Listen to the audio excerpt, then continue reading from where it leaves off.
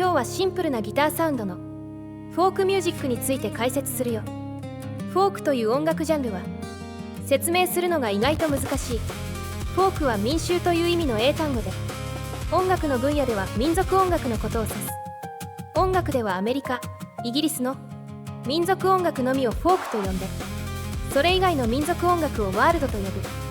そんな使い方をされることが多いよ。要するに英語由来の民族音楽だけをフォークと呼ぶってことね。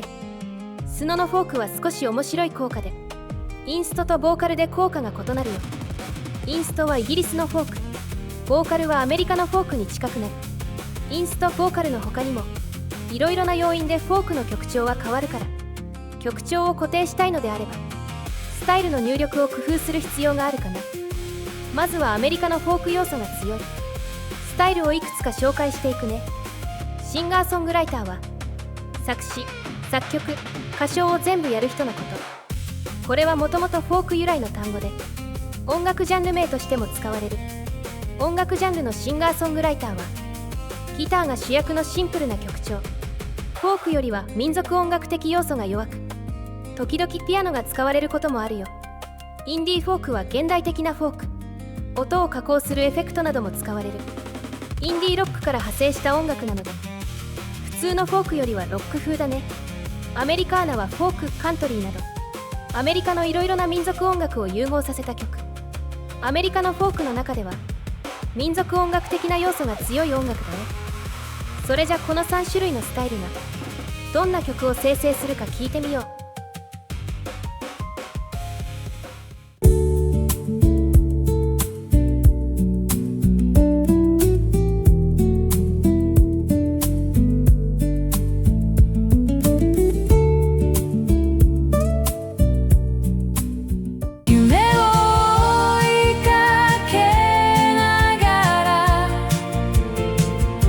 君と走り出してく、どこまでも夢を追いかけながら、君と走り出してく、どこまでも続く道を。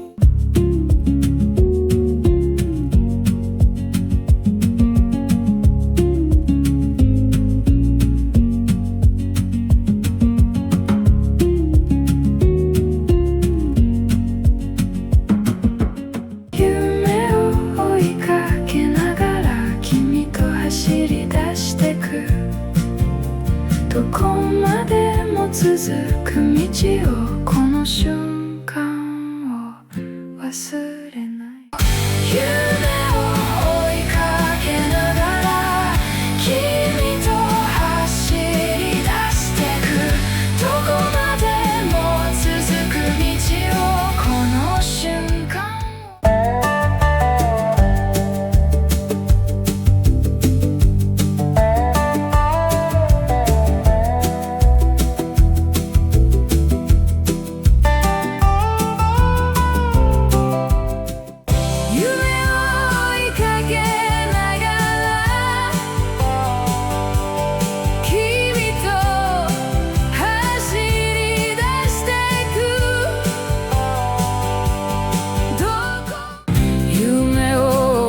かけながら君と走り出してく、どこまでも続く。アメリカのフォークのスタイルがどんな曲を生成するか聞いてみたよ。ギター中心のシンプルな演奏と激しさのない曲調が特徴の音楽だね。日本のフォークもアメリカ由来で、そこから独自の発展を遂げたから、アメリカのフォークプラス日本要素で日本のフォークに近い曲も作れるね。動画の後半ではアメリカのフォークから少し離れたフォークのスタイルを紹介するよ。ネオフォークはイギリスのフォーク、ダークな雰囲気が特徴の音楽だよ。イギリスのフォークもアメリカと大体の特徴は似ているんだけど、民族音楽要素という部分が大きな差になって曲調に現れるね。アメリカの民族音楽要素の雰囲気はさっきのアメリカーナのような感じ。一方でイギリスの民族音楽要素はケルティックに近い雰囲気になるよ。この後で実際に聴いてみるけど、これは結構大きな差になるね。フォークジャズはフォークのシンプルさとジャズの複雑さを混ぜた音楽。シンプルすぎず複雑すぎない、両方の魅力を生かした音楽だけど、スノだと効果がかなり不安定だね。アメリカ風にもイギリス風にもなる。フォークもジャズも効果が不安定だから、生成の都度かなり曲調は変わってしまうよ。フォークトロニカはフォークに EDM の要素を融合させた音楽。 EDM といっても派手ではなくてシンプル系の EDM に近い曲調になるよ。それじゃこの3種類のスタイルがどんな曲を生成するか聞いてみよう。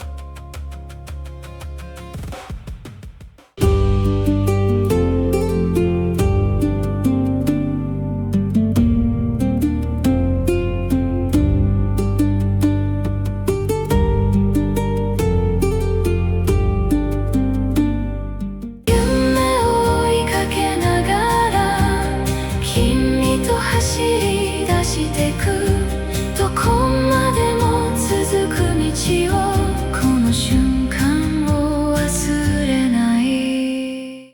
夢を追いかけながら君と走り出してく、どこまでも続く道を、この瞬間を忘れない。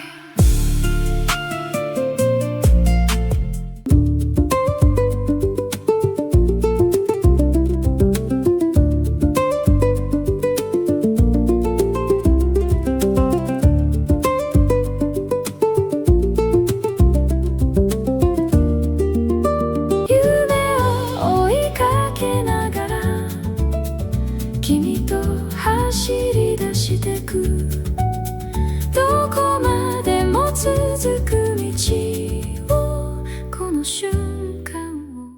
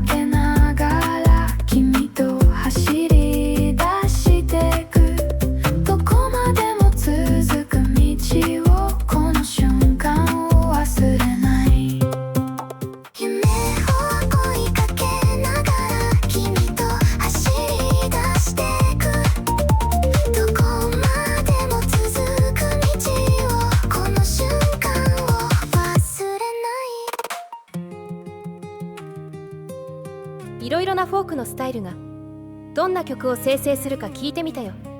アメリカのフォークの他にもいろいろな曲調のフォークがあるけど、どのフォークもシンプルな演奏と落ち着いた曲調という性質は同じだよ。シンプルで落ち着いた曲を作るときはフォーク系スタイルが向いているね。それと他のスタイルと混ぜたときに曲の激しさを抑える効果も強い。激しすぎる、派手すぎるスタイルに混ぜてみても面白いと思うよ。それじゃまたね。